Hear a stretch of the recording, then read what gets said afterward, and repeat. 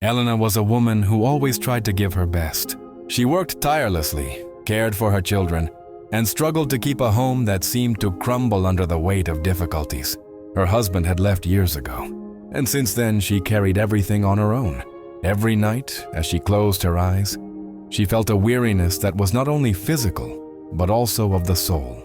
One afternoon, after an exhausting day, she decided to walk through the field near her home. The sky was covered with gray clouds, and in the distance she saw a shepherd tending his sheep. He guided them calmly, with a tenderness that caught her attention. Some sheep strayed away, but he always went after them, gently touched them, and brought them back to the flock. Elena watched in silence, and suddenly, a tear slipped down her cheek. At that moment, she remembered the words she had heard as a child, "The Lord is my shepherd, I shall not want." She realized that although she felt alone, she truly never was. The true shepherd was caring for her life, guiding her even in the middle of the storm. That night, when she returned home, she didn't find magical answers or instant solutions.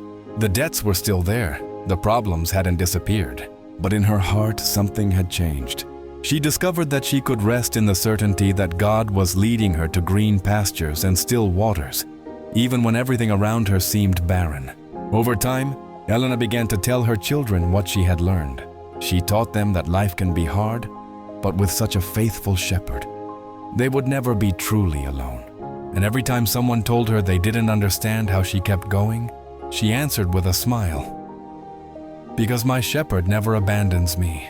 Jesus tells us, "When you feel you can't go on, remember that I am your shepherd. You will not walk in solitude, for I will guide you to places of peace. Though the world may be a desert, in me you will find rest and you shall not want."